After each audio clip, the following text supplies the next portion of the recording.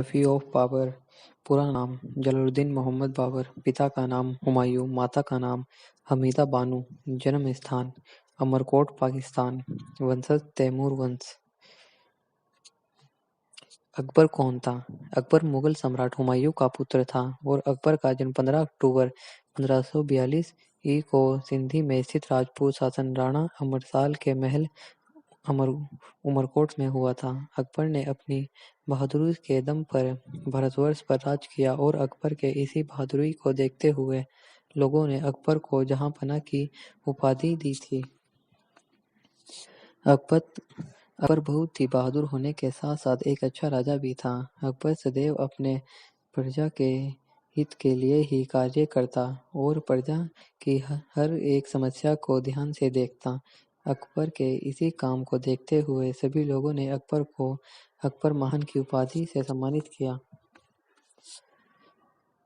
अकबर के जन्म के बाद इनके पिता हुमायूं ने देश से बाहर निकाल दिया था और इसलिए अकबर अपने पिता से दूर होकर अपने चाचा के यहाँ अफगानिस्तान चला गया।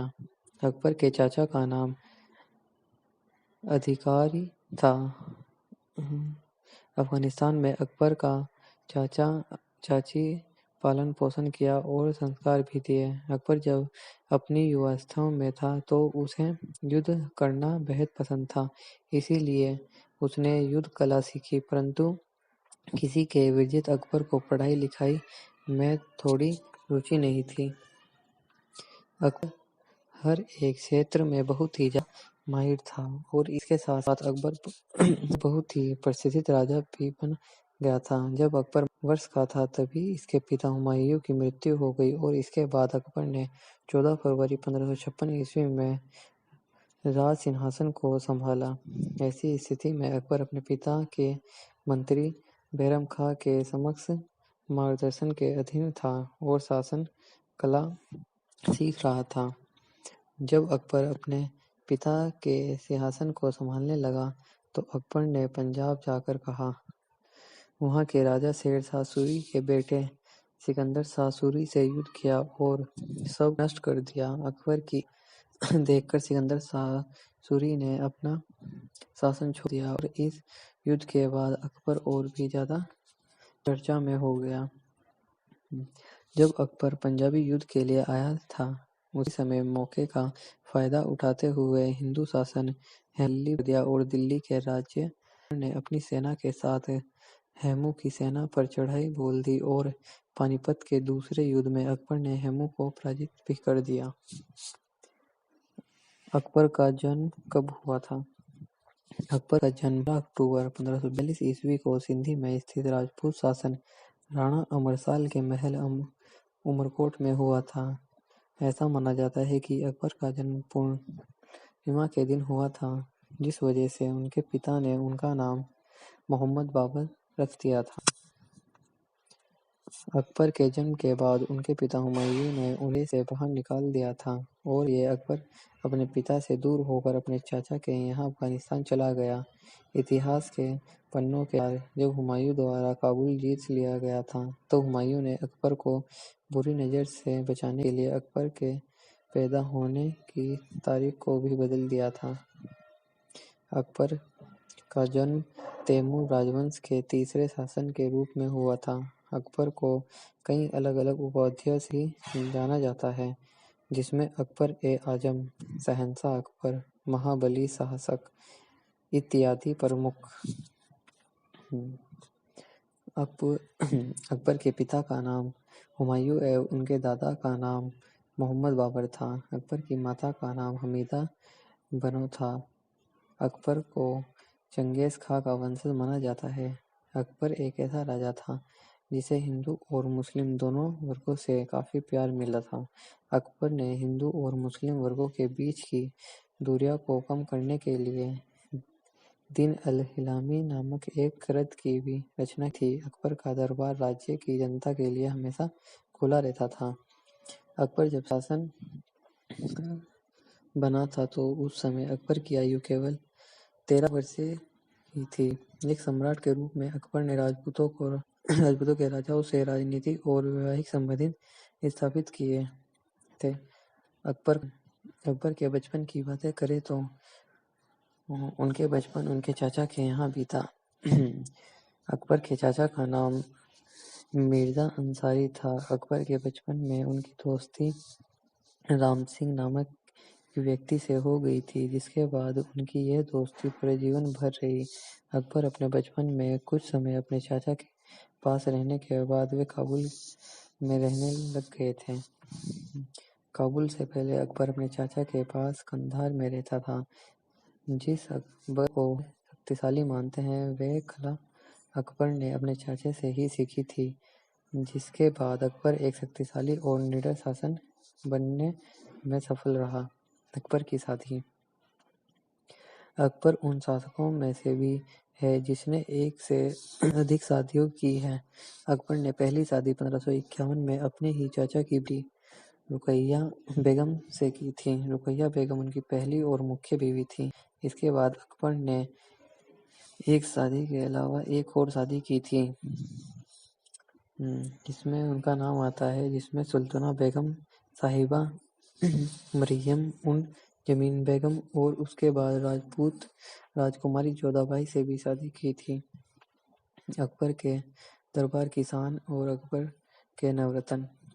अकबर के दरबार में नवरत्न शामिल थे, अर्थात 9 ऐसे व्यक्ति जो अकबर को हर एक कार्य के लिए सलाह देते थे।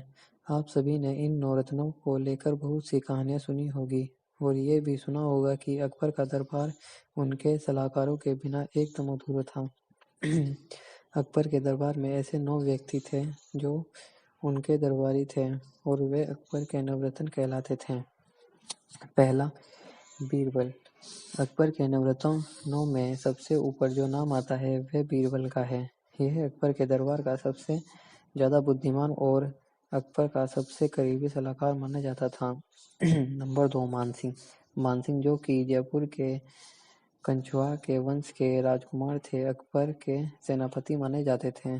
तीसरा, अबुल फजल। अबुल फजल एक लेखक थे जिन्होंने आईना-ए-अकबरी को और अकबरनामा की रचना की थी। फ़कीर अज़ियो-दीन। फ़कीर अज़ियो खां ये अकबर के सलाहकार थे। अब्दुल रहीम खान ये एक महान कवि थे और यह अकबर के संरक्षक सिपाही बैरम खां के बेटे थे। मुल्ला दो पियाउज। मुल्ला दो पियाजा भी अकबर के सलाहकार रुचि में थे। तानसेन। तानसेन अकबर के दरबार में एक गायक और एक कवि थे। फौजी। अकबर के नवरत्नों की सूची में शामिल ये एक फ्रांसीसी कवि है। यह अकबर के बेटे को गणित पढ़ाया करते थे। टोडरमल जो सव्य जयपुर के दरबार से ताल्लुक रखते थे और वे अकबर के मित्र थे। बात करें अकबर के साम्राज्य विस्तार की तो अकबर और विस्तारवादी नीति वाला राजा था। अकबर अपने राज्य का विस्तार पूरे हिंदुस्तान में करना चाहता था। अकबर के सैन्य अभियानों व राज्य विस्तार के बारे में आप आगे पढ़ सकते हैं। दिल्ली आगरा विजय। अकबर के शासन बनने के बाद ये अकबर की सबसे पहली विजय थी। 1556 ईस्वी में अकबर के पिता हुमायूं की मृत्यु के बाद अकबर के पास पंजाब का एक छोटा सा क्षेत्र था। अकबर ने अपने राज्य विस्तार को लेकर यह पहला युद्ध किया था। इस युद्ध को पानीपत का युद्ध कहा जाता है। यह युद्ध अकबर और हेमू के मध्य हुआ था, जिसमें अकबर जीतकर दिल्ली आगरा पर अधिकार कर लिया था। ग्वालियर अजमेर जौनपुर।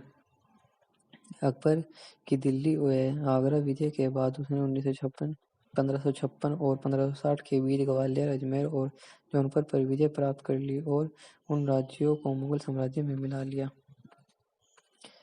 चित्तौड़ के राजा से सामना। 1566 ई में अकबर ने अपने राज्य विस्तार में राजपूतों के क्षेत्र को भी अपनी ओर मिलाने को सोचा। अकबर पहले चित्तौड़ पर आक्रमण नहीं करना चाहता था। वह वहां की सामाजिक स्थिति व राजनीतिक प्रतिष्ठा से काफी प्रभावित था। अकबर चित्तौड़ को अपने अधीन करना चाहता था। वहां के शासक महाराणा प्रताप को यह बिल्कुल भी मंजूर नहीं था कि वह मुगल साम्राज्यों में शामिल किए जाएं।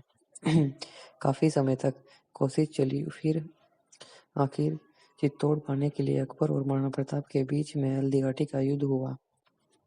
इस युद्ध में किसकी विजय हुई, इस बात पर ऐतिहासिक में अभी भी मतभेद है, पर ऐसा कहा जाता है कि बाद में यह राज्य भी मुगल शासन अकबर के अधीन आ गया था।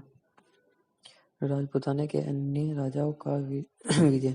चित्तौड़ को अधीन करने के कुछ ही समय बाद रणथंभौर, करंजलि, जोधपुर, जैसलमेर और बीकानेर जैसे राज्यों भी अकबर के अधीन आ गए थे।